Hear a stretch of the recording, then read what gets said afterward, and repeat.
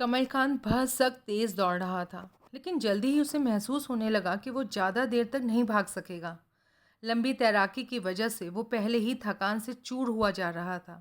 फिर नलिनी का अप्रत्याशित और घटिया व्यवहार तथा बाजारू प्रदर्शन ने उसके जज्बात को भारी ठेस पहुंचाकर उसे बुरी तरह झकझोर कर रख दिया था। वो स्वयं को बेहद थका और टूट गया सा महसूस कर रहा था। इसी एहसास ने उसके दौड़ने में गतिरोध उत्पन्न कर दिया था। अमरजीत उससे मुश्किल से 50 गज पीछे था और दोनों के बीच का फासला लगातार कम होता जा रहा था। कमलकांत को अपने पैर मन मन के भारी हो गए महसूस हो रहे थे और उसकी सांसें लोहार की धौंकने की तरह चल रही थीं। वो बार बार लड़खड़ा रहा था।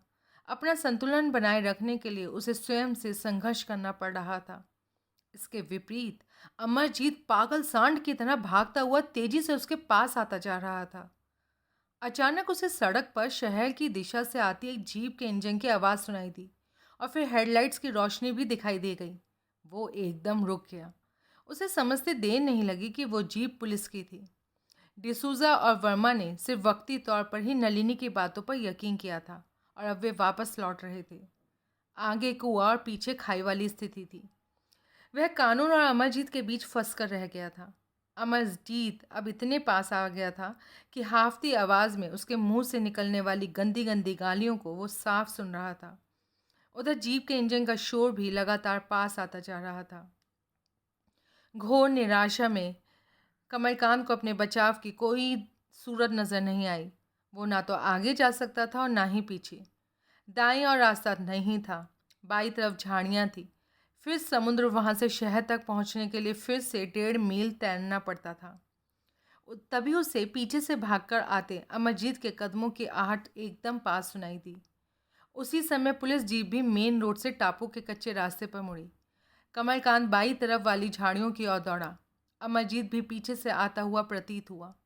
कमलकांत और भी तेजी से भागा, लेकिन किनारे के पास पहुंचते ही उसका पैर किसी चीज़ से उलझा और वो औंधे मुंह कीचड़ में जा गिरा। फिर इससे पहले कि वो उठकर खड़ा हो सकता, दो मजबूत बाहों ने उसे जकड़ लिया। कमलकांत ने खुद को छुड़ाने की कोशिश की, लेकिन उसके प्रतिरोध में दम नहीं था। वो थकान से चूर था और मृत्यु भय ने उसके शरीर को जड़ सा बना दिया था। उसने खुद को हालात के हवाले कर दिया। अमरजीत हो या पुलिस, दोनों ही सूरत में उसका अंजाम मौत था और वो अपने उसी अंजाम का इंतज़ार करने लगा। उठो कमलकांत, उठकर चलो। कमलकांत ने आवाज़ सुनी, पहचानी और भाग्य से स्वयं ही ईर्ष्या कर उठा। हे भगवान, वो उत्तेजित सा हाफता हुआ बोला, जॉनी तुम? हाँ कमलकांत। जॉनी मछुआरे ने उसे सहारा देकर खड़ा किया और किनारे पर खड़ी अपनी मोटर बोट के पास ले गया।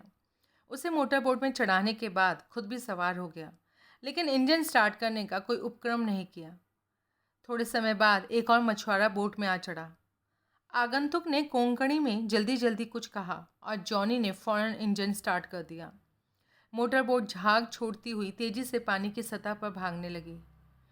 क्या कह रहा था तुम्हारा साथी? इसने थोड़ी देर के लिए अमरजीत की छुट्टी कर दी है। अगर इंस्पेक्टर डिसूजा ने उसे देख लिया या हमें देख लिया होता तो बहुत बुरा होता। शुक्रिया जॉनी, तुम ना होते तो मैं निश्चित रूप से मर चुका होता। लेकिन तुम ऐन वक्त पर वहाँ पहुँचे कैसे? मैं और मेरा साथी उसी वक्त शहर में ही थे, जॉनी दांत पीसता हुआ बोला। जब जोसेफ की बात से लेकर पुल तक पुलिस की सरगर्मियाँ जारी थीं। पूछने पर पता चला तुम पीटर की हत्या के आरोप में गिरफ्तारी से बचने के लिए पुलिस वालों पर हमला करके भाग गए थे और वो तुम्हें पकड़ना चाहते थे। मैं जानता था तुम पनाह लेने के लिए चौथे टापू पर फौजी की बेटी के पास ज़रूर जाओगे। बस मैं और मेरा साथी वहाँ पहुँचकर घात में लग गए, क्योंकि मैं तुम्हें पुलिस के हाथों नहीं पड़ने देना चाहता था।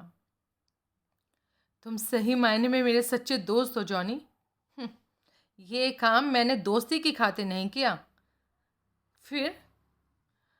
मुझे अपने भाई पीटर के हत्यारे की तलाश थी और मैंने पहले ही कह दिया था, अगर इंस्पेक्टर डिसूजा ने तुम्हें गुनहगार पाया तो मैं तुम्हें उसके हाथ नहीं पड़ने दूंगा। लेकिन लेकिन मैंने पीटर की हत्या नहीं की। मुझ पर यकीन करो जॉनी। अगर तुम बेगुनाह हो तो पुलिस से बचकर क्यों भागे? वो लोग मुझे ज़बरदस्ती गुनहगार साबित करना चाहते हैं। मेरे खिलाफ तगड़ी साजिश की जा रही है। जानते हो, मेरा वर्कशॉप भी जला दिया। जानता हूँ। फिर भी तुम्हें मेरी बेगुनाही का एतबार नहीं आता? जॉनी कुछ देर खामोश रहा। अगर तुम बेगुनाह हो तो फिर पीटर की हत्या किसने की थी? कमलकांत ने कहना चाहा कि पीटर की हत्या अमरजीत ने की थी, लेकिन फिर अपना इरादा बदल दिया, क्योंकि इस बारे में वो वैसी ही एक भी ठोस दलील नहीं दे सकता था जो जॉनी को संतुष्ट कर सके। इसलिए वो खामोशी रहा। चुप क्यों हो? जवाब दो। सुनो, पहले तुम्हें पीटर का हत्यारा पुलिस समझ रही है। आखिर इसकी कोई ठोस वजह तो ज़रूर होगी, और मेरे लिए सिर्फ यही वजह काफ़ी है। उसने अपने हाथ छुरे की मूठ पर फिराया। मैं इस वक्त भी तुम्हें चीर कर समुद्र में फेंक सकता हूँ, लेकिन हम मछुआरे अपने असूलों के पाबंद हैं। हम रात में किसी को मौत की सज़ा नहीं देते। कमलकांत की रीढ़ की हड्डी में बह की सर्द लहर गुजर गई। वो रात उसकी ज़िंदगी की आखिरी रात थी, और वो अपने बचाव में कुछ नहीं कर सकता था। अपनी मौजूदा हालत में वो खुद को इस काबिल भी नहीं पा रहा था कि जॉनी और उसके भीम का इस साथी से संघर्ष कर सके। संघर्ष करने का कोई फ़ायदा भी नहीं था। इस तरह जॉनी को पक्का यकीन हो जाना था कि पीटर की हत्या उसी ने की थी, और बड़ी बात नहीं कि जॉनी सचमुच उसे चीर कर समुद्र में फेंक दे। मान लो किसी चमत्कारवश वो संघर्ष करके जॉनी और उसके साथी से बच भी गया, तो जाएगा कहाँ? उसके लिए कोई ठिकाना नहीं था। खुद को हालात के हवाले करने के अलावा और कोई चारा नहीं था। समुद्र की छाती पर दौड़ता मोटर बोट तेजी से दलदली इलाके की ओर बढ़ता जा रहा था। गहन निराशा में फंसे असहाय कमलकांत को तसल्ली सिर्फ इस बात की थी कि कम से कम रात भर तो जॉनी उसे जिंदा रहने ही देगा, और दलदली इलाके में पहुंच जाने के बाद वो पुलिस से भी बचा रह सकेगा। अगली सुबह चेहरे पर पड़ती तेज धूप ने कमलकांत को जागने पर मजबूर कर दिया। वो आंखें मलता हुआ उठकर बैठ गया। वो रात भर जॉनी के झोपड़े में फर्श पर बिछी दरी पर पड़ा रहा था। आरंभ में मच्छरों के कारण उसने बड़ी भारी परेशानी महसूस की थी, लेकिन वो इतना ज़्यादा थका हुआ था कि एक बार नींद आने के बाद उसे कुछ होश नहीं रहा। अब भी अगर तेज़ धूप उसके चेहरे पर नहीं पड़ती तो उसने सोते ही रहना था। उसने चारों ओर निगाहें दौड़ाई। झोंपड़े में उसके अलावा कोई नहीं था। वो सोचने लगा, रात में मोटर बोट से उतरने के बाद उसने जॉनी और उसके साथी के साथ किश्ती द्वारा थोड़ा सा फैसला तय किया था। फिर पैदल चलकर उसे इस झोंपड़े में पहुंचा दिया गया था। जॉनी ने कहा था दरी पर सो जाए, और वो आज्ञाकारी बच्चे की भांति दरी पर लेट गया था। उसे अच्छी तरह याद था कि रात में झोपड़े से जाते वक्त जॉनी ने कहा था कि सुबह उसकी तकदीर का फैसला किया जाएगा, और अब सुबह हो चुकी थी। कमलकांत ने एकाएक बेहद बेचैनी सी महसूस करते हुए अपने रिस्ट वॉच पर देखा। 10:30 बजे थे। जॉनी कहाँ था? उसने आशंकित मन से सोचा, क्या वो उसे मौत की सज़ा सुनाने के लिए अपने परिवार और बरादरी के लोगों को पंचायत के लिए इकट्ठा करने गया था? कमलकांत बैठा नहीं रह सका। वो चुपचाप उठा, चोरों की तरह बाहर निकला।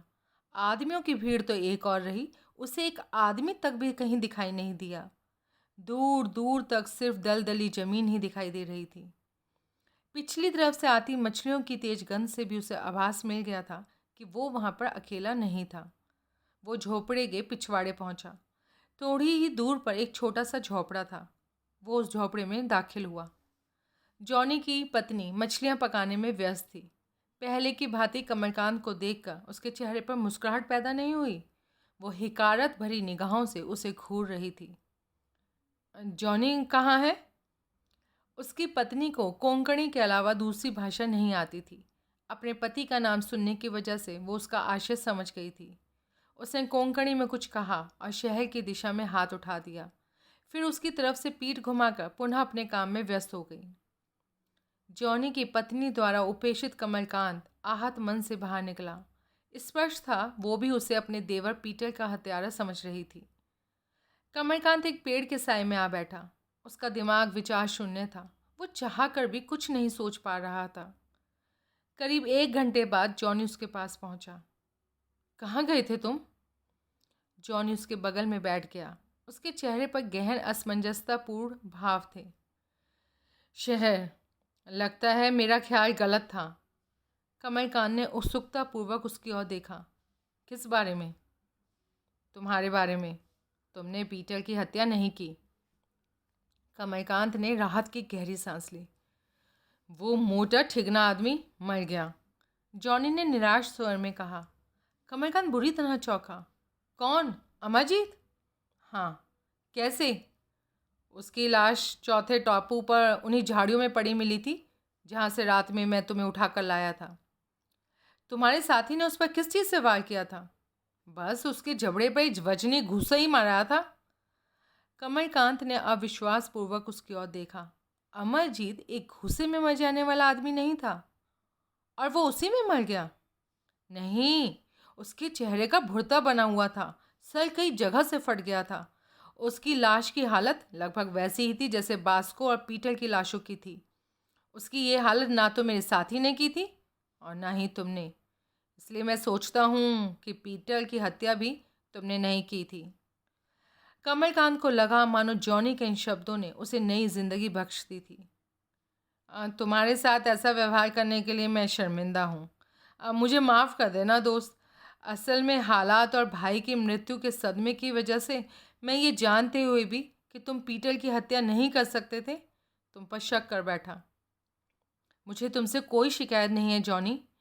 उन हालात में तुम्हारी जगह अगर मैं भी होता तो शायद यही करता। लेकिन तुम सुबह ही सुबह शहर कैसे जा पहुँचे? जो आदमी रात मेरे साथ था वो दूसरी तरफ वाले दलदली इलाके में रहता है, उसी को छोड़ने गया था। लौटती बार मैं इत्तेफाकन जोसेफ के बारे में चला गया था, वहीं से मुझे ये बात पता चली। और क्या बताया था जोसेफ ने? उसने बताया कि जब तक तुम यहाँ नहीं आए थे तमाम शहरियों में जोसेफ ही मेरा इकलौता दोस्त था। वो तुम्हारा भी अच्छा दोस्त है और तुम्हारे फ़ायदे की खातिर इस मामले में ज़्यादा से ज़्यादा जानकारी हासिल करने की कोशिश कर रहा है। उसने मुझे बताया कि पिछली रात चौथे टापू पर डिसूजा ने मोटर बोट के इंजन की आवाज़ सुनी थी। पूछताछ करने के बाद उसे कुछ देर पहले वहाँ तुम्हारे मौजूद होने का पता चला, तो उसने अनुमान लगाया कि तुम मेरी मोटर बोट से वहाँ भागे थे। इतना सुनते ही मैं वहाँ से भाग आया। कमलकांत तुरंत उठकर खड़ा हो गया। मुझे वापस जाना होगा जॉनी। जॉनी ने सहानुभूतिपूर्वक उसकी ओर देखा। पागल तो नहीं हो गए हो? खामोखा बेकार बखेड़े में फंसने जा रहे हो? आराम से यहीं रहो। डिसूजा तुम्हें कभी यहाँ नहीं ढूंढ सकेगा। यहाँ मैं कब तक छुपा रह सकता हूँ? आखिर जाना तो हो गई जॉनी, इसलिए अभी क्यों ना चला जाऊँ? ठीक है, चले जाना, लेकिन मेरी सलाह मानो और रात होने से पहले यहाँ से बिल्कुल मत जाओ। तुम नहीं जानते, डिसूजा तुम पर हाथ डालने के लिए मरा जा रहा है। कमलकांत को जॉनी की बात सही लगी। वो पुनः बैठ गया और देर तक खामोशी से सोचता रहा। पीटर की विधवा कहाँ है? वो पीटर के गम में कुछ पागल सी हो गई। मैंने उसे उसके माँ बाप के देखरेख में छोड़ रखा है। तुम क्यों पूछ रहे हो? मैं जानना चाहता हूँ हत्या वाले रोज़ घर से जाते वक्त पीटर ने उसे क्या कहा था। मसलन वो मुझसे क्यों मिलना चाहता था। मैं इस बारे में पीटर की बीवी से बात कर चुका हूँ, जॉनी ने जवाब दिया। अमरजीत ने बास्को के साथ जब पीटर से बातें की थी तो वो मोटर बोट के साथ पीटर की सेवाएं भी हासिल करना चाहता था, लेकिन पीटर ने साफ मना कर दिया कि जब वो मोटर बोट ही किराए पर नहीं दे रहा तो उनके साथ चलने का सवाल ही पैदा नहीं होता। तब बास्को ने उससे कहा था अमरजीत का भाई हिप्पियों की बुरी संगत में पड़ गया था और वो उसे वापस लाना चाहता था। उसे खबर मिली थी कि उसका भाई एक दो रोज में अंजना बीच पहुंचने वाला था, इसलिए अमरजीत वहां जाकर उसे वापस लाना चाहता था। लेकिन इसमें बहुत बड़ी एक दिक्कत थी कि अमरजीत का भाई ठगी, चोरी और ड्रग पेडलिंग के मामलों में पुलिस के पास रिकॉर्ड था, इसलिए अमरजीत उसे चोरी छुपे वहाँ से अपने घर लाना चाहता था। यही वजह थी कि उसे बोट समेत पीटर की ज़रूरत थी, क्योंकि पीटर को अंजना बीच तक के ऐसे रूट की जानकारी ज़रूर होगी जहाँ रास्ते में पुलिस की पूछताछ का जरा भी डर ना हो। पीटर को शुरू से ही वो ऑफ़र पसंद नहीं थी, इसलिए इस बात को से तो उसे किसी गोलमाल का शक भी हो गया, इसलिए वो बराबर इनकार करता रहा। पर जब अमरजीत को पूरा यकीन हो गया कि पीटर ने सहमत नहीं होना था तो वो बास्को पर बुरी तरह से बिगड़ा कि उसने इस किस्म की बकवास क्यों की थी। पीटर की बीवी का कहना था उस वक्त अमरजीत की आंखों में खून उतर आया था, पूरा वहशी नज़र आ रहा था। अंत में ये बोलकर कि बास्को बेवकूफ़ था और उल जुलूल बक बैठा था, उसकी बकवास को भुला दिया जाए, बास्को सहित चला गया। यही बताया था पीटर की बीवी ने। हाँ, जाती दफ़ा अमरजीत ने सिर्फ इतना और कहा था कि बास्को ने बोट किराए पर लेने की गलत वजह बयान की थी। हकीकत उसे बोट सैर सपाटा और फिशिंग वगैरह के लिए चाहिए थी। वो गोवा पर कोई किताब लिख रहा था और अपने ढंग से वहाँ के बीच वगैरह के बारे में ज़्यादा से ज़्यादा जानकारी हासिल करना चाहता था। लेकिन सवाल तो ये है कि पीटर मुझसे क्यों मिलना चाहता था? कमलकांत ने असमंजसता पूर्वक पूछा। इसमें तो मुझे ऐसी बात ज़रा भी नज़र नहीं आई कि पीटर को मुझसे मिलने की ज़रूरत महसूस होती। अब पीटर की पत्नी कह रही थी कि पीटर को शायद पैसों की ज़रूरत थी, क्योंकि वो पिछले दिनों जुए में खासी रकम हार गया था। वो तुमसे मिलकर इस मोटी रकम वाली ऑफ़र के बारे में बात करना चाहता था। अगर तुमसे बातें करके वो आश्वस्त हो जाता और इसमें कोई गोलमाल नहीं था, तो उसने फ़ौरन बास्को से संपर्क करके इस मौके को हाथ से नहीं जाने देना था। कमलकांत सोचने लगा। साफ था, बोट हासिल करने की जो वजह बास्को ने बताई थी वही असली वजह थी। वो अंजना बीच से या फिर कहीं और से किसी को चोरी छुपे यहाँ लाना चाहता था, और जिसका सबसे बड़ा सबूत अमरजीत की वैन में मौजूद बिल्कुल नए कपड़े और जूते थे। ये बात अलग थी कि जिसे अमरजीत लाना चाहता था वो उसका भाई ना होकर कोई और हो। जॉनी की बातों से ये भी साबित होता था कि पीटर उससे मिलने आने वाला था और उसके आने की वजह भी माकूल थी। वहीं ये भी पता चल रहा था कि बास्को और पीटर की हत्या की असली वजह क्या थी। जब अमरजीत द्वारा पीटर की बोट इस्तेमाल करने की योजना पिट गई, तभी अमरजीत के लिए उन दोनों की उपयोगिता भी खत्म हो गई। साथ ही उसे आशंका भी हुई कि वे दोनों उसकी इस मामले में किसी दूसरी योजना को भी खटाई में डाल सकते थे, और अगर ऐसा ना भी करते तो भी अमरजीत को ये डर तो लगा ही रहता कि अगर उसकी इस योजना के बारे में उन्होंने किसी भी समझदार आदमी से जिक्र कर दिया तो उसकी टूरिस्ट और जर्नलिस्ट होने की पोल खुल जाएगी, जबकि वो अपने किसी विशेष प्रयोजन हेतु खुद को इस आवरण में छुपाए रखना चाहता था। मुझे वापस पहुंचा दो जॉनी। जानबूझ के खतरा मोल लेना चाहते हो? सवाल खतरे का नहीं है, ज़रूरत और अहमियत का है। तुम हालात को सही तरीके से नहीं समझ रहे हो। दोस्त होने के नाते मेरी सलाह मानो, यहाँ महफूज रहो। अभी रुको यहाँ पर। कमलकांत ने शंकित निगाहों से उसकी ओर देखा। तुम तुम कुछ छुपा रहे हो जॉनी? नहीं, मैं तुम्हें बताना भूल गया था। इंस्पेक्टर डिसूज़ा अब तुम्हें अमरजीत की हत्या के लिए भी जिम्मेदार समझ रहा है। शहर के हर पुलिस मैन को आदेश दे दिया उसने कि तुम्हें देखते ही शूट कर दिया जाए। बास्को की हत्या से शुरू हुआ सिलसिला अब 3 खून की मिस्ट्री बन चुका था। कमलकांत ने सोचा, उसका इन हत्याओं में से किसी से भी कुछ भी लेना देना नहीं था, फिर भी पुलिस तीनों हत्याओं के लिए उसी को जिम्मेदार समझा रही थी। मैं जिंदगी भर यहाँ छुपा नहीं रह सकता जॉनी, चाहे कुछ भी हो, मैं इस मिस्ट्री का पर्दाफाश करके ही रहूँगा। ठीक है, अंधेरे होते ही चल देंगे, लेकिन एक बात तो बता दो, पीटर की हत्या किसने की थी? मैं यकीनी तौर पर कह सकता हूँ, बास्को और पीटर दोनों की ही हत्याएं अमरजीत ने की थी। वो बाजारू औरत नलिनी इस बात को अच्छी तरह जानती थी, लेकिन उसने जानबूझकर चुप्पी साधे रखी। नतीजन मैं इस बखेड़े में गहरा फंसता चला गया।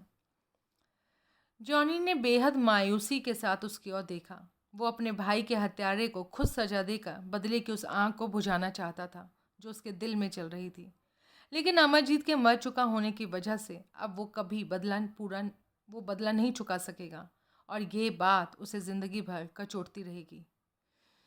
अमरजीत, लेकिन मैं जानता हूँ जॉनी, यही बात मुझे भी बराबर खाई जा रही है कि अमरजीत की हत्या किसने की और क्यों की।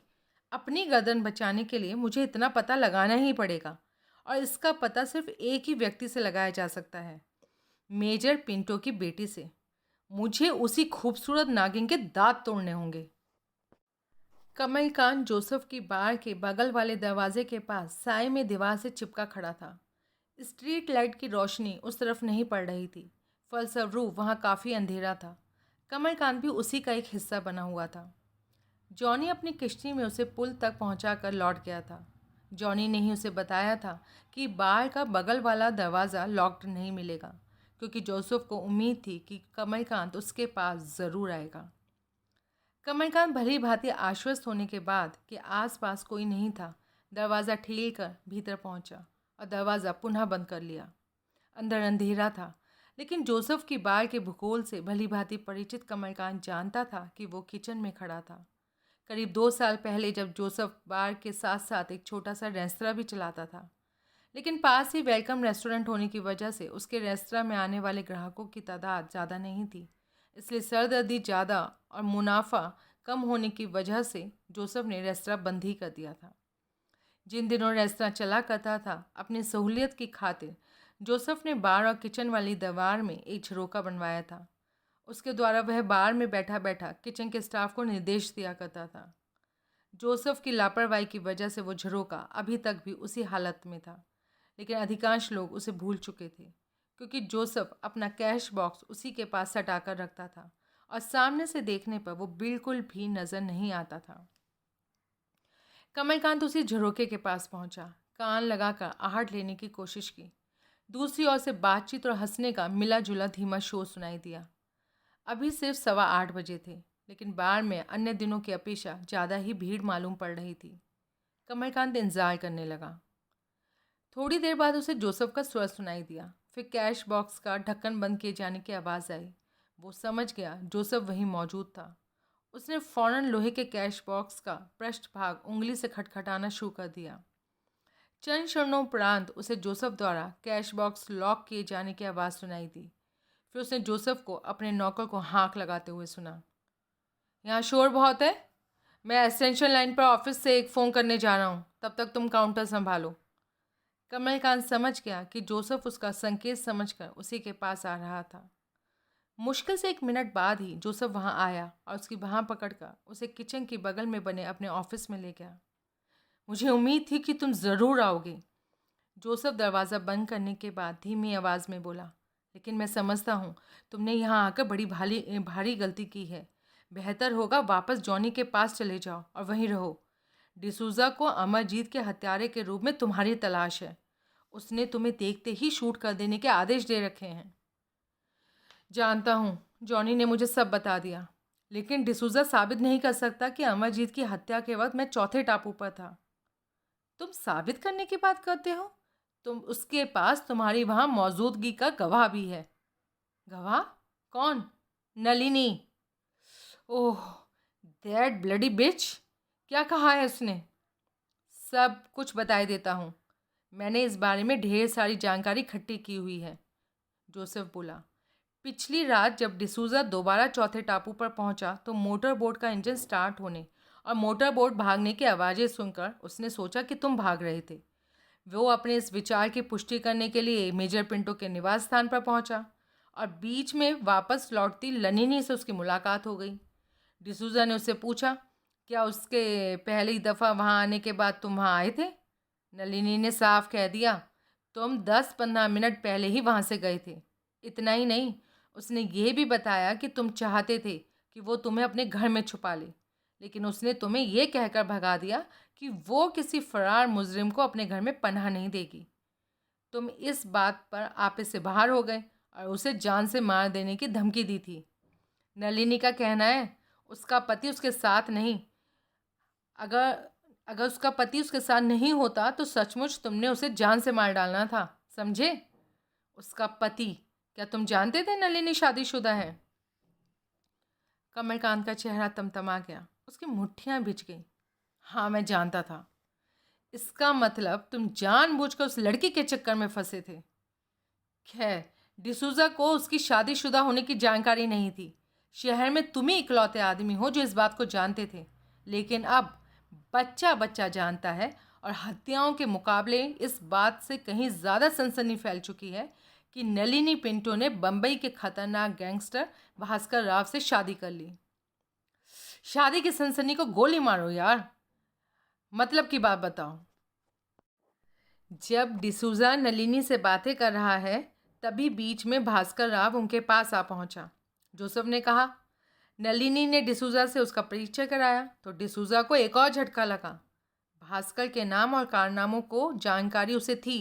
उसने भास्कर से पूछा वो यहाँ क्या कर रहा था, और भास्कर ने बड़ी शान से जवाब में पूछा, क्या किसी आदमी का अपनी बीवी और ससुर से मिलने आना कानूनन जुर्म है?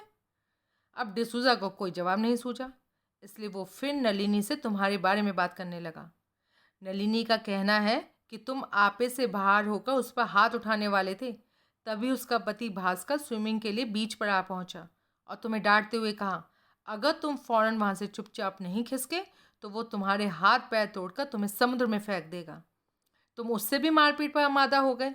तो उसने अपने साथी रहमान बेग को हाँक लगा दी। डिसूजा ने उसे टोका, रहमान बेग कौन है? भास्कर ने उसे अपना बिजनेस पार्टनर बनाते हुए जब उसका हुलिया बताया तो वो टूरिस्ट अमरजीत निकला। और जब डिसूजा ने कहा कि उसकी हत्या कर दी गई है तो भास्कर का चेहरा फक पड़ गया और वो गुर्राया कि उसकी हत्या उसी हरामजादे कमलकांत ने की है और डिसूजा भी उसकी इस बात से सहमत है। और इस पूरे दौर में वर्मा क्या करता रहा था? तुम्हारा मतलब है वो सीआईडी वाला जो कल पुलिसियों के साथ तुमसे मिलने यहाँ आया था? कमलकांत ने सहमति पूर्वक सर हिला दिया। वो वहाँ नहीं था। पहली दफ़ा मेजर के घर जाते वक्त तो डिसूजा के साथ वो था और उसके साथ ही शहर वापस लौट आया था। लेकिन दोबारा डिसूजा वहाँ अकेला ही गया था। वैसे जहाँ तक विमल वर्मा का सवाल है, वो आदमी गुस्से से इस कदर उबल रहा है कि अगर तुम उसके सामने पड़ गए तो वो खाली हाथों से ही तुम्हारी जान ले लेगा। मैं चाहता हूँ वो ऐसा कोशिश करे, मैं उसका कर्जा चुकाने का मौका पा सकूं। कमलकांत ने कहा और फिर तनिक रुक कर पूछा, सुनो, मेजर पिंटो के निवास स्थान पर अपनी मौजूदगी की सफाई तो भास्कर ने दे दी थी, लेकिन रहमान बेग के फर्जी नाम से वहाँ मौजूद होने के बारे में उसने क्या सफाई दी?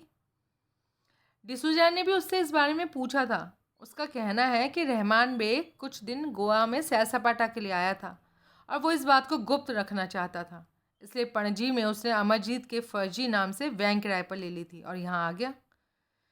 अच्छा, डिसूजा ने उससे ये नहीं पूछा कि उसने अपना नाम गुप्त क्यों रखा? पूछा था। भास्कर ने बताया कि कुछ पारिवारिक कारणों से जिन्हें वो बताएगा नहीं। रहमान बेग का बम्बई से दूर गोपनीय ढंग से रहना जरूरी था। कमलकांत को मानना पड़ा कि भास्कर राव सचमुच निहायत तेज दिमाग का आदमी था। उसने बड़ी सफाई से डिसूजा को उल्लू बना दिया था। डिसूजा को अमरजीत की तलाशी में पिस्तौल या मोटरसाइकिल की चैन मिली थी? उसने इस ढंग से पूछा मानो अचानक कुछ याद आ गया। नहीं। कमलकांत ने कुछ देर विभिन्न पहलुओं से भास्कर राव और अमरजीत के आगमन तथा अमरजीत की वैन में मौजूद कपड़ों, जूतों वगैरह के बारे में सोचा। फिर कुछ तय किया और बोला, जोसेफ, मैं तुम्हें बम्बई का एक नंबर बताता हूँ, उस पर अर्जेंट ट्रंक कॉल बुक करा दो और ऐसा कुछ करो कि ऑपरेटर जल्द से कॉल मैच्योर करा दे। और अपने दोस्त यशवंत राव के घर का पता बता दिया। जोसेफ ने ट्रंक कॉल बुक कराई और बड़े ही याचनापूर्ण स्वर में अपनी माँ की बीमारी की दुहाई देते हुए जल्दी कॉल मिला देने की विनती की। ऑपरेटर ने आश्वासन दे दिया। और कोई सेवा हो तो बताओ, जोसेफ ने रिसीवर रखते हुए पूछा। शुक्रिया जोसेफ, अब तुम जाकर अपनी बात संभालो। मैं कॉल अटेंड करने के बाद उसी तरह चोरी से चला जाऊंगा जैसे यहाँ आया था। जोसेफ चला गया। कमलकांत पुनः दरवाज़ा बंद करके बैठ गया और इंतज़ार करने लगा। ज़्यादा इंतज़ार नहीं करना पड़ा। करीब 20 मिनट बाद टेलीफोन की घंटी बजी। कमलकांत ने रिसीवर उठा लिया। बम्बई बात कीजिए, ऑपरेटर ने सूचना दी और कुछ क्षणों में यशवंत राव की आवाज़ लाइन पर सुनाई देते ही कमलकांत बोला, यशवंत, मैं बोल रहा हूँ, वही जिसे तुमने टेलीग्राम किया था, समझ गए? ओह हाँ, समझ गया। कहो, अब क्या चाहते हो? मैं बड़े भारी बखेड़े में फंस गया हूँ यार, तुम्हारी मदद की ज़रूरत है। बखेड़ों में फंसना तुम्हारी पुरानी आदत है, सुनकर मुझे ताज्जुब नहीं हुआ। खैर बोलो, अब क्या चाहते हो? तुमने टेलीग्राम में एसआर का जिक्र किया था, मैं जानना चाहता हूँ कि अब वो कहाँ है। यार बड़ा बेढब काम बता रहे हो, मेरी समझ में नहीं आता। स्थानीय अपराधी जगत के अपने कॉन्टैक्ट्स को टटोलो, उनमें से किसी को ज़रूर इस बारे में पता होगा। ठीक है, सुबह पहला काम यही करूँगा। सुबह नहीं यशवंत, आज ही रात और जल्द से जल्द। ठीक है, मैं कोशिश करता हूँ, लेकिन तुम्हें कहाँ सूचित करूँगा? कमलकांत को गुमान भी नहीं था कि ऐसी स्थिति उत्पन्न होगी। डिसूजा और विमल वर्मा के भय से वो अपने घर नहीं जा सकता था। पब्लिक प्लेस होने के कारण ज़्यादा देर जोसेफ के ऑफिस में रुके रहने में भी खतरा था। यहाँ किसी भी क्षण किसी के द्वारा देख लिए जाने का पूरा अंदेशा था। उसने एक एक करके उन चंद स्थानों के बारे में सोचा जहां वो महफूजियत के साथ टेलीफोन की सहूलियत पा सकता था। लेकिन उन सभी में कोई ना कोई कमी थी। अंत में उसे एक ही जगह हर लिहाज से मुनासिब लगी और रोज़ी के घर का पता नोट करने के बाद बोला, इस पते पर रोज़ी के नाम से टेलीफोन है, नंबर गोवा की डायरेक्टरी में देख लेना। Okay, it may take me a while, I will be waiting. Kamalkant ने फ़ोन काट दिया। उसने कुर्सी से उठकर दरवाज़ा खोलकर सावधानीवश बाहर झाँका। उस स्थिति के बारे में जितने आदमी उसे दिखाई दिए उनमें से किसी का ध्यान उस तरफ नहीं था। वो ऑफिस से निकला, दरवाज़ा बंद करके वापस किचन में पहुंचा। वहां भी दरवाज़ा खोलकर सतर्कता के नाते बाहर देखा। आसपास किसी को ना पाकर वो बाहर निकला और स्वयं को साए में रखते हुए इमारतों के पिछवाड़े से होता हुआ तेजी से चल दिया। रोज़ी का घर सड़क पर उसी साइड में था, इसलिए स्ट्रीट लाइट की रोशनी से गुजरकर सड़क पार करने की ज़रूरत नहीं पड़नी थी। वो रोज़ी के घर के पिछवाड़े पहुंचा। एक मंजिल छोटा ही मकान था। वो पहले भी दर्जनों दफ़ा वहां आ चुका था और मकान की पूरी स्थिति के बारे में उसे जानकारी थी। वो ये भी जानता था कि रोज़ी अपने एक स्पेयर चाबी प्रवेश द्वार के पास रखे गमलों में से एक के नीचे रखती थी। हालांकि आमतौर पर वो इस वक्त घर में ही होती थी, लेकिन घर में ना भी हुई तो भी उसे अंदर जाने में कोई दिक्कत नहीं होगी। वो चक्कर काटकर सतर्कतापूर्वक प्रवेश द्वार पर पहुंचा। प्रवेश द्वार को ताला लगा था, लेकिन चाबी एक गमले के नीचे ही रखी हुई थी। उसने चाबी निकाली और ताला खोलकर भीतर दाखिल हो गया। पुनः दरवाज़ा बंद करके वो ड्राइंग रूम में पहुंचा और एक कुर्सी में पसर गया। बगल वाला कमरा बेडरूम था। टेलीफोन भी उसी में था। उसने अपने मुड़े तोड़े पैकेट से सिगरेट निकालकर जला ली और यशवंत राव की कॉल का इंतजार करने लगा। उसने जानबूझकर लाइट ऑन नहीं की थी। ना चाहते हुए भी वो नलिनी के बारे में सोचने पर मजबूर हो गया। नलिनी पहली मुलाकात से ही उसे बड़ी सफाई से उल्लू बनाती रही थी। उसकी कही गई हर बात झूठ थी। उसका व्यवहार फरेबी था। उसने झूठ कहा था कि वो अपने पति के साथ झगड़ा हो जाने की वजह से यहाँ आई थी। इसका ठोस सबूत उसका पिछली रात का व्यवहार था। भास्कर की मौजूदगी में वो एकदम गिरगिट की तरह बदल गई थी। नलिनी के यहाँ आने की असली वजह बड़ी महत्वपूर्ण तथा कोई और ही थी। नलिनी का 4 साल बाद अचानक इस शहर में लौटना, जहाँ उसके लिए जिल्लत और रुसवाई के अलावा कुछ नहीं था। लगभग उसके साथ ही अमरजीत का आना, फिर भास्कर का आगमन, अमरजीत की वैन में नए कपड़े और जूतों की मौजूदगी, जॉनी मछुआरे के कथनानुसार अमरजीत का किसी को अंजना बीच से चोरी छिपे यहाँ लाना, इन तमाम बातों तथा अमरजीत और भास्कर की बैकग्राउंड को मद्देनज़र रखते हुए सिर्फ एक ही ठोस नतीजा निकाला जा सकता था। शमशेर राणा वापस आ रहा था और नलिनी इसी काम में भास्कर की मदद करने यहाँ आई थी। कमलकांत को अपना यह अनुमान 100% सही जचा। अचानक उसे महसूस हुआ कि रोज़ी की गैर मौजूदगी में यहाँ रहकर और यशवंत की कॉल का इंतज़ार करना खतरनाक साबित हो सकता था। मान लो किसी ने रोज़ी को फ़ोन किया और घंटी बजते ही उसने इस उम्मीद से रिसीवर उठा लिया कि यशवंत की कॉल होगी तो गड़बड़ हो सकती थी, क्योंकि रोज़ी को फ़ोन करने वाला व्यक्ति इस वक्त यहाँ किसी आदमी की मौजूदगी की अपेक्षा नहीं करेगा। दूर से अगर फ़ोन करने वाला व्यक्ति उसका भी परिचित हुआ और उसने आवाज़ पहचान ली तो सचमुच भारी गड़बड़ हो सकती थी। मौजूदा हालत में हर किसी पर एतबार नहीं किया जा सकता था। वो फ़ौरन उठा और बेडरूम में जाकर वेलकम रेस्टोरेंट का नंबर डायल किया। संबंध स्थापित होते ही रोज़ी की आवाज़ सुनाई दी। ध्यान से सुनो रोज़ी, बातें करते वक्त मेरा नाम मत लेना। मैं बोल रहा हूँ कमलकांत। मुझे तुम्हारी मदद की ज़रूरत है। तुम्हारे लिए जान भी हाजिर है, बोलो, हुक्म करो। क्या तुम फ़ौरन आ सकती हो? फ़ौरन से भी पेशतर। बोलो कहाँ आना है? अपने घर आ जाओ। वाह, घर में बाहर आई हुई है और मैं यहाँ बियामान में हूँ। लानत है मुझ पर। कमलकांत ने उसे बुलाने की वजह बताई और संबंध विच्छेद कर लिया। वो वहीं पलंग पर बैठा था।